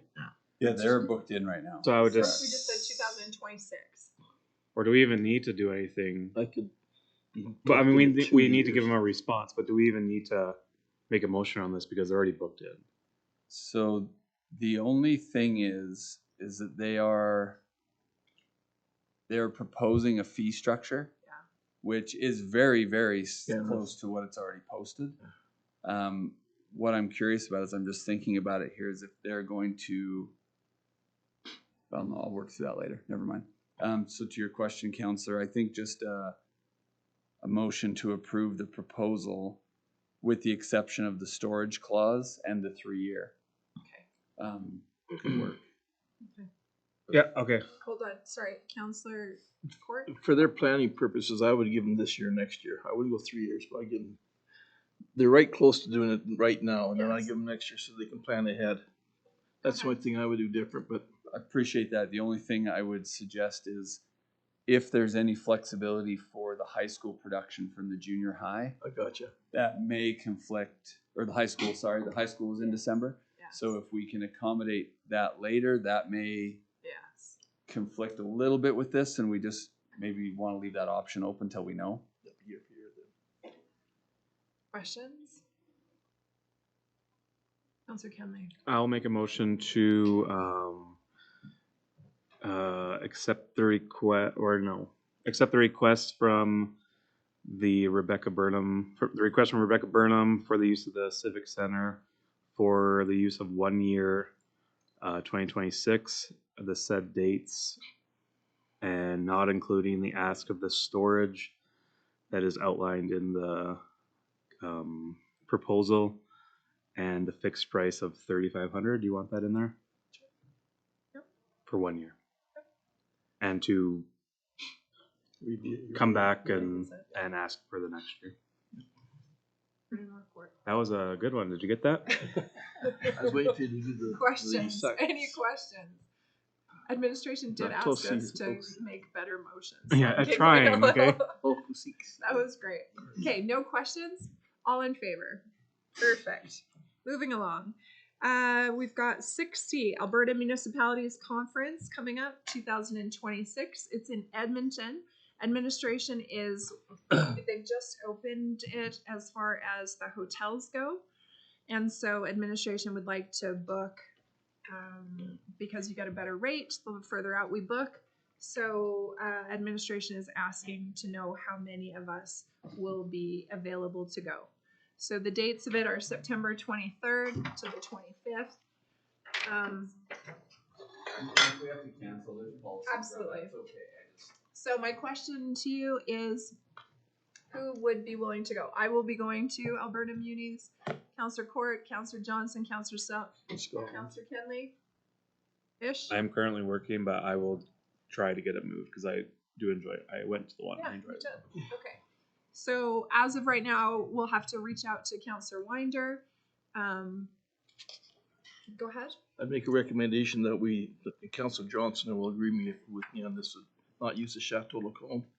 It's living on its old glories, and it's just an old, That's what I wanted to check as well, because it's on the list, eh? not very good Wi-Fi. At least I didn't have hardly any Wi-Fi. Okay. No place to plug anything It was in. tired, let's put it that way. It's tired. That's a good way of putting it. Okay, so Okay. we'll. Location's good. So you've got Okay. your answer. It sounds like I'll we're all- text Councillor Winder and see what his thoughts are on that. Can Sounds I good. also, Mayor, if I might, while we're on the Go ahead. subject, I just put this in front of you that FCM is in Edmonton this year as well. Now, FCM is a national municipal conference as opposed to AB Munis being provincial, and it rotates around the country, and so it lands in Alberta only every so many years. It's been a fairly quick turnaround. Councillor Granger and the mayor and I went to the last one, I want to say maybe 4 years ago. One of the reasons was we had applied for a loan and a grant from the FCM, and so we felt we should go and be able to visit with them there and see how all that was going. But I put it on your table. There's a huge agenda. The one thing I will caution you about FCM is it's all day Thursday, all day Friday, all day Saturday, almost all day Sunday. Sounds fun. It's a long conference, but they have a lot there. So it's big, but there's a lot going on. So I would just throw that out to you if we want to see a counselor attend. It's certainly not mandatory. I've seen counselors go to two of those in my entire time with the town. So certainly don't interpret it as critical. I just wanted to let you know. Maybe go on the website, look at the agenda. I brought it to this meeting because I just got it for one, but two, the registration is the 24th of April, I believe. So if there's anyone that's interested, I could at least get some registration and hotels booked, and we could confirm it a little bit later. So I'm just let me know. interested. I do want to go online and just look at the classes I can't go. before I make that decision. I don't feel like all of council needs to go. I feel like that's a huge expense. But if there's a couple that are interested in going, Just swim club over by that time. it's June. What? Oh, for the love. Hmm. Good catch, counselor. Just wondering. It is June. 4th to the 7th. So I've looked at the classes and see that none are fitting me. I can delete this mayor interested note. Okay. Thanks for that, counselor. Yep. Okay. Well, let me know in the next few days if that's something. They do have the whole program online. Okay. So you can go check it out and what all the sessions are. All right, moving right along. Follow up from CCW. We did talk at our meeting at the Cobblestone, and thank you to them for the lovely meal and allowing us to use that facility because we were overbooked here. We talked about the Civic Center rental freeze, and that was because we didn't know what we're doing yet with all of the balls we have in the air right now. And so administration was just seeking if we could just make a motion to freeze it for a short term until council comes up at our, I would say at our next meeting, council meeting, we should be able to make a decision. I would hope we have enough information. Would you be up for that, councilors? Would one of you, Councillor Johnson? I just Sorry, have go ahead. I just have a question. So Yeah. if we're making a decision on this in 2 weeks, do we need to make a motion to freeze it for 2 weeks? Well, I guess Well, good point. That's it. No, but No, that you're is being a good realistic. question. Counselor, let's talk about this for a second then. We're not making a decision right now. We're just discussing this. So is there any more information you feel like we need in order to make a decision? Counselor? I mean, we're not talking about it, but I'll Nope. talk about it. I don't agree. I'm not going to agree with what they've asked. I will agree with something that I will have proposed. Okay. And they might not know that, so I don't know if a decision could be made. But at our you're next willing meeting. to bring up a proposal at our next council meeting? Yes, but what they've proposed is But that's I wouldn't fair. accept that. But that's for us to worry about. So Okay. Counselor Johnson, do you think you have enough? I have enough information, yes. Okay, I think we could. I have enough as well. Okay, Counselor Smith? Yep. Counselor Selk? So I would say, I don't know, Counselor Winder, but I would say there's enough of us. I too feel like I have enough information. So maybe, Counselor Selk, you're right. Maybe we don't need to make the motion, but let's put it on the agenda for our next meeting. That's going to be fun. We'll discuss it. Go ahead. So does that mean we're bringing like boxing gloves and stuff like that for them? Sure. Yeah. Okay. Yeah. So, Council, y'all good with that? Yeah. I'm good. Yeah. Okay. So, administration, we're going to pass on making a motion because we feel like we're good to go. All right. We've already done the CPO report. You have read, so there are no questions. 9. Sorry. Go ahead. So with the enforcement report, did we actually decide we're going to send a letter? Did we decide we're going to try to approach the Solicitor General and say this is completely unacceptable, especially in a community like this where we have community interests at stake? And having judges come here and give $10 fines or brush them off is absolutely ridiculous. I have no idea. Amen. I think it was my understanding how it was left was that the 3 of us were going to take it to our police meeting, pick their brains, and then bring it back to council with the hopes of putting a letter forward. Or would you like to do it before we do that, Counselor? No, I mean, that's in 2 weeks. So, but I just think that when we go to our policing meeting, yeah, I think we're going to hear more of the same from the RCMP, and that's their frustration with this nonsense. Because they've said it before. I know the RCMP are as frustrated as we are. Yeah. But they can't go to the Solicitor General and say, no, smarten up. Yep, you're right. But So, I would also add, Counselor, we're not the only one that's feeling this way. There are lots of municipalities that are feeling this way. And so the power of many is much louder. So maybe this letter that you're referring to, maybe we pull in as many people into it as possible. What do you think? And I would CC all the MLAs in that area, because they're the ones that make the decisions. Yeah. And I like the idea of just Blast it. Bla- I mean, we're blanket always it. getting asked for, will you support this letter? Yeah. Because this affects all of us. It's not just us that are struggling with these ridiculous fines.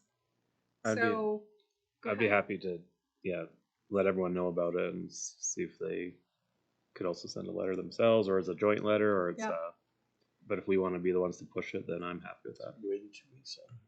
So, Council, I guess the question is, like Councillor Selk has brought up, do you want to make a motion now to send a letter? Or would you want to wait the 2 weeks and have the police? I mean, we already know what the police are going to say. I feel like that's kind of irrelevant now that we're talking about it. But what do y'all think? I was gonna say, like, what is waiting the 2 weeks gonna do us, because we already. Nothing. Councillor Johnson, Councillor Smith, Councillor Selk. So the process would be, we write a letter, we send this letter to the other municipalities and Yes. say, ask for their support and maybe signature on it, Yes. and then see what comes back and then send it in. That would be my understanding. Councillor Smith. These kinds of issues have been going on for years and years and years, and I think we should let us get started on it right away. So, I love it. Councillor Selk. We've already expressed our desire to be at Alberta Munis in the fall. Yeah. And hopefully the Solicitor General is going to be in the neighborhood since it's in Edmonton, and we could request a meeting and then. You'd be a great one to go talk to. But I also, Councillor Selk, I also think there's nothing wrong with getting a little bit loud about this before Alberta Munis. Oh, yeah. So No, that when we, do you know what I'm saying? Yeah, no, I agree, Mayor. I think the letters So need to let's- go out. Councillor Selk, would you be okay to make that motion to write a letter? Because it was your idea. Sure. I mean, I can give it to somebody else, but I'd like to make a motion that we send a letter to surrounding communities who are facing the same difficulty with judicial decisions that impair the well-being of citizens in their community. and safety. And I safety. said idiotic, but you said it better than I would have. Sorry, Councillor Kenley? How broad though are we going? Like, are we going like up to Calgary? Are we just surrounding communities? Are we? I'm sure this affects all the way up to Fort McMurray down to Cardston. So, like, is this like? I don't want to say we're going to send it to every municipality in the province, but I don't know what the Great answer is. question, Councillor Court. We're part of South Crow and Alberta Southwest. I think those communities are pretty much where we're at. So send it to them. Stay here. I know for a fact Calgary's had some of these same issues, but let's stay in our area. Why? I was just gonna say why. Why don't we let everyone know? Yeah. Because maybe some communities don't know.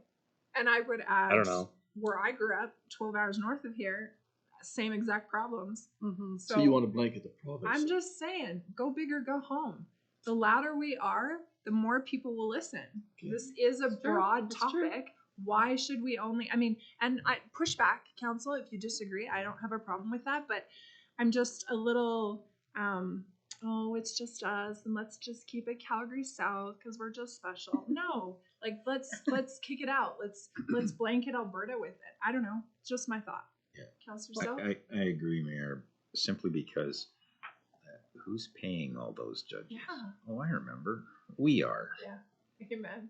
My thought Councillor was Sam. if we got this area supporting it and then maybe we could enlarge it to the bigger areas at some point. But I mean, you're right. It's all over the province, so might as well just go for it. Okay, so we've got a motion on the table. And you did add that we will blanket it to the whole province. I thought I heard you say. Was that correct? Not exactly, but I guess I think I heard if you're you looking say at a friendly amendment here, I'd accept that. Okay. Maybe in our area, I don't know.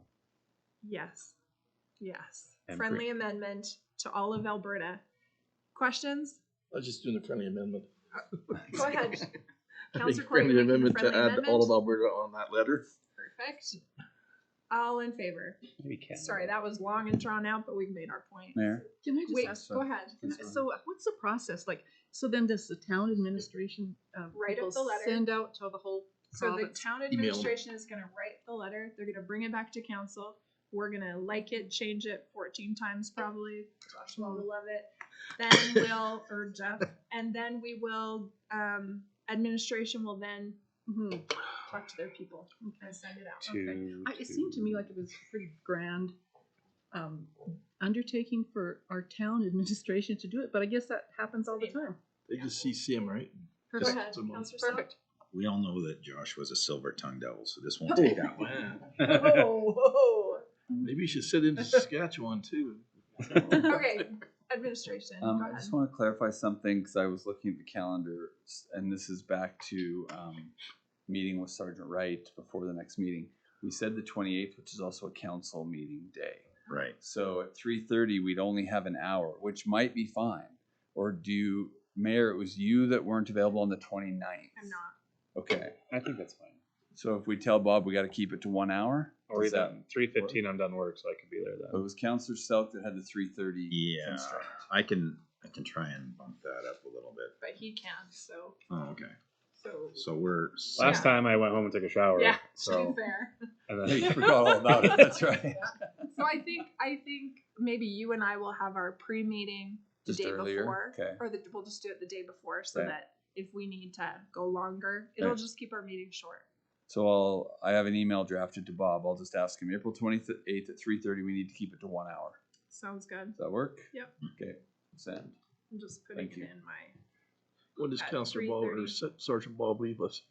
So actually, he's not. oh, I don't want to get into the gory details. He just, in fact, you know what? To avoid the gory details, I'm just going to read his email. Should we? No, he wanted me to. Perfect. I was going to put it on the next thing, but Pandora's hold box. on, it's right here. Transfer update.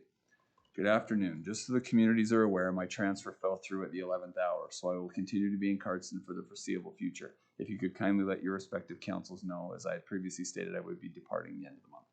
I am completely happy with that. Well, that's a good thing, isn't it? Yeah, that's fine Love with it. me. Yeah. Love it. Is he okay with this? I'm pretty sure I they bought my house. don't know. You can ask him on the 28th. All right, we're moving along. Thank you for that, adding Councillor Selk. Correspondence, like I said, we already did the gymnastics, we did the theater letters. Suzanne Stepan, we appreciate she wrote the letter. Yeah. I'm glad that she did, as she is one of the renters of the building.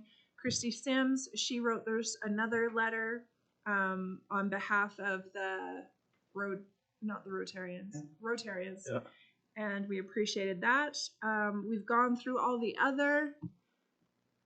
Council, can I have a motion? Well, data centers. Are we We done? already talked about that. Counselor Smith, it's on you. Yep. What's the motion? Where are we at? We're done. We're done. I Done. make a motion that we adjourn. Hot All in dang. favor?